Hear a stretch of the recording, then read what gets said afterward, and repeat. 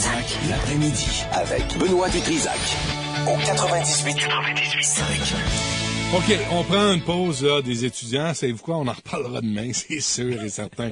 On a Christian Page avec nous, spécialement à 2h05. Christian, bonjour, bienvenue. Salut, Benoît. On fera la chronique tantôt. Oui. Mais aujourd'hui, on va parler de Jean-Charles... Excuse-moi. Parler du diable. Oui, absolument. Là, d'abord, tu as une conférence samedi. Exactement. On va la plugger, là, mais la plug nous amène à une entrevue. Oui, donc c'est ça. C'est samedi prochain, une conférence qui aura pour thématique le diable. En fait, le titre de la conférence, c'est Le diable dans tous ses états. On va voir un aspect historique du diable. On va également voir le diable sous la forme de la possession diabolique, puisque c'est un sujet qui est toujours d'actualité. On en parle beaucoup. Donc, la conférence, samedi prochain, 19h30, au centre communautaire Roussin, c'est à Pointe-aux-Trembles, au 12125 Notre-Dame-Est. Donc, on arrive... Ça, ils peuvent aller sur christianpage. Oui, le christianpage.ca. Et on va trouver toute l'information. Le diable dans tous ses états ou dans tous ses ministères? Dans tous ses états, ministères. Okay. Et tu as un invité samedi? Oui, absolument. Parce que, tu vois, moi, Benoît, ça fait 35 ans que je suis dans ce milieu-là. Et ce qui me frappe, j'ai assisté à des congrès un peu partout, et ce qui m'a toujours frappé, c'est la mauvaise qualité souvent des intervenants. Puis je m'explique. On assiste à des conférences, par exemple, sur les ovnis, on voit un individu qui arrive en avant, il nous raconte toutes sortes d'histoires, il nous réinvente l'univers avec des trous noirs, des compressions du temps et de l'espace, et on découvre à la toute fin que le type en question, il vend des chaussures chez Bozo la semaine, et il s'improvise astrophysicien à la fin de semaine. Il n'y a pas de saut-métier. Donc, non, je sais, mais tu sais, c'est le genre d'individu qui te réinvente l'univers, mais il était incapable de déplier le mot galaxie sans faute d'orthographe. Donc là, on a un problème. Alors moi, je ne veux pas tomber dans ce piège. Et lorsque l'on parle du diable, bien sûr, on parle de la possession diabolique. Et on entend souvent des gens, des médecins, des critiques, des sceptiques nous dire « Ah, l'ensemble de ces phénomènes-là se résume à des pathologies psychiatriques. » Mais est-ce vraiment le cas? Et c'est vrai, très peu de médecins se sont penchés sur ces questions de la possession diabolique. Et mon invité de samedi, c'est le docteur Régis Ollery. Il enseigne l'anatomie à l'Université du Québec à Trois-Rivières. Et il a l'avantage de s'être beaucoup intéressé à la possession diabolique. Et on l'enligne. On l'enligne. Monsieur Ollery, bonjour. Bien, le bonjour à vous deux. Bonjour. Vous, à l'Université du Québec à Trois-Rivières, qu'est-ce que vous enseignez au juste? Fondamentalement, je m'occupe des sciences que l'on dit de base en médecine, c'est-à-dire anatomie humaine, physiopathologie, ce genre de choses, quoi. Alors, c'est très pratico-pratique, là. C'est très terre à terre. Oui, tout à fait. Ah oui, c'est tout à fait. C'est de la science pure et dure. Voilà, de la science de laboratoire, indiscutable ou presque. Mais quoi, les cas de possession vous intéressent aussi? Oui, ils m'ont intéressé depuis très longtemps, là. Ça fait à peu près 40 ans que j'ai commencé à me poser la question de savoir qu'est-ce qu'il peut y avoir derrière ça. Évidemment, s'intéresser à un sujet n'est pas synonyme d'y croire, hein, on s'entend bien là-dessus.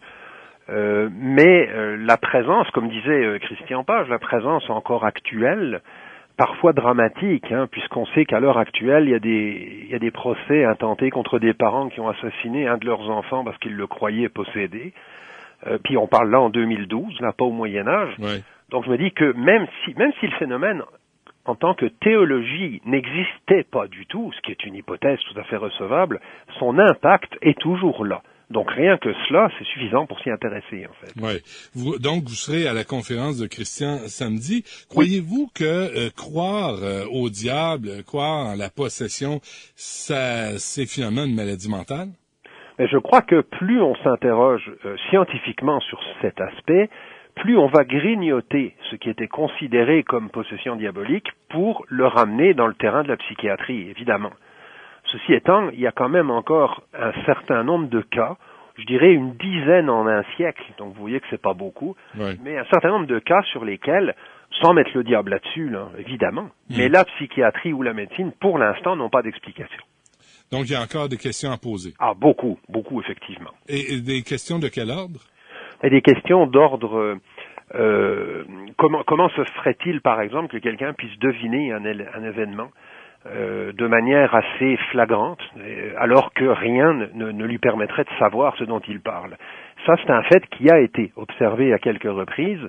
Le fait de parler une langue qui n'est pas une langue connue du sujet, c'est un signe dans le rituel romain, mais c'est très difficile à confirmer au point de vue scientifique. Certains l'ont essayé, hein, entre autres Ian Stevenson, un psychiatre aux États-Unis, mais il n'est pas arrivé à démontrer des choses de manière indiscutable. Donc oui, il y a un petit travail à faire là-dessus. Ceci étant, le phénomène est rare. Donc évidemment, il est rare et non reproductible. Donc il faut attendre des cas pour pouvoir les étudier. Monsieur Ollery, faut préciser, là, vous n'enseignez pas l'occultisme à l'Université du Québec à Trois-Rivières, vous là? Ah non, ben j'ai un cours depuis 2 ans qui s'appelle La science face aux phénomènes paranormaux, pour montrer un peu, en toute modestie, là, qu'est-ce que la science peut accepter, qu'est-ce qu'elle refuse, qu'est-ce qu'elle discute, etc. Ouais. En fait, se faire une tête, mais avec des arguments qui ont de l'allure, et non pas n'importe quoi. Mais être un homme de science et croire en l'occulte, c'est pas incompatible? Mais je dis pas que je crois en l'occulte. Non, je crois en l'impact qu'il a. Ceci étant, je crois pas que ce soit incompatible, mais c'est difficilement avouable pour un homme de science, ça c'est clair. Y croyez-vous? Oh, je crois qu'il y a je suis persuadé de l'impact de tout cela. Maintenant, y croire ou non, je vous avoue que je me pose même pas la question. Parce que c'est une question stérile, entre guillemets, là. Je dis pas ça non, je comprends. pour vous agresser, mais c'est vrai ça me fait de la peine, là, mais... De toute façon, c'est basé sur des concepts qui échappent à toute démonstration. Mais est-ce qu'il faut avoir des croyances religieuses pour croire au diable? Ben, si on lui donne un nom, si on lui donne une symbolique précise... Ouais, appelons-le comme ça. Par contre, il n'y a pas besoin d'être croyant en quoi que ce soit pour constater que le mal existe. Est-ce que c'est comme une croyance taboue, douteuse? Parce que je lisais que aujourd'hui même, cette année, il y a encore des gens qui font exorciser leur maison. Ah oui, mais il y en a plus qu'il n'y a eu il y a quelques décennies même. C'est irrationnel, on s'entend. Un peu, Sur la majorité des cas, c'est irrationnel, puis ça faut l'avouer, ça c'est évident. Comme disait Christian juste avant, là, il faut pas se mettre à raconter puis dire n'importe quoi, parce que ça sape toute crédibilité. Par contre, le fait qu'il y ait des gens qui veuillent avoir recours à des pratiques pour ce qui se produirait selon eux dans une maison, qu'ils s'y produisent quelque chose ou pas, peu importe, ces gens-là vivent quelque chose de dramatique dans leur regard, dans leur imagination, si c'est imaginaire. Donc, ils ont besoin d'aide. Ouais. Qu'est-ce que vous avez vu de troublant, vous? Surtout l'attitude face à la collectivité. C'est essentiellement ça qui motive, à mon sens, s'intéresser à ce sujet-là. Essentiellement. Je dis pas qu'il n'existe rien, mais c'est surtout un impact sur la société qui est important. L'impact dans quel sens? Écoutez, il y a des hommes d'État encore à l'heure actuelle qui prennent des décisions en consultant des voyants. Il y a des papes qui ont eu des astrologues. Il y a des compagnies qui très bien installées, là, qui ont pignon sur rue en Europe et qui libèrent vos maisons de toutes sortes de mauvais esprits contre une somme assez faramineuse. Il y a pas longtemps, on a entendu au Québec, je crois que c'était une femme qui est morte cuite dans un carton. Voilà. Et je me dis que si on parle de ça dans une université, c'est mieux que d'en parler dans un sous-sol de secte. Oui, pour faire la lumière sur un phénomène de culture populaire quand même. Oui, tout à fait. Ouais.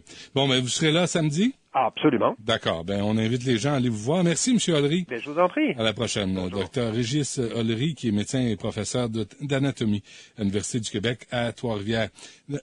Il va être là, lui, samedi? Oui, c'est... Tu lui gardes quelle Lui, il va partie? garder Moi, je vais m'occuper de la partie historique, parce que comme le docteur Ollery l'a expliqué, les phénomènes paranormaux, c'est souvent, d'abord et avant tout, ce sont des phénomènes sociologiques. Ils touchent une société, qu'on y croit ou qu'on n'y croit pas, ils ont un impact sur la société. Le diable, depuis toujours, en fait, depuis le début du christianisme, a un impact sur l'histoire du christianisme. Moi, je vais assurer la partie historique, et la deuxième partie sera, est-ce que le diable peut prendre possession de notre corps, sort de ce corps. Oh boy. Et à ce moment-là, et à ce moment-là, le docteur Ollery va parler de ça en tant que médecin. Il va surtout se pencher sur un cas qu'on appelle le cas de Annaliès Michel, l'un des cas les mieux documentés, parce que lorsque l'on parle de la possession diabolique, tu sais, on ramène toujours à l'histoire de la possession qui a inspiré le film L'Exorciste en 1949, et on nous le présente comme le cas le mieux documenté, mais c'est pas vrai. C'est pas vrai, OK. C'est pas vrai. Faut faire une pause. Okay. On revient avec Christian Page.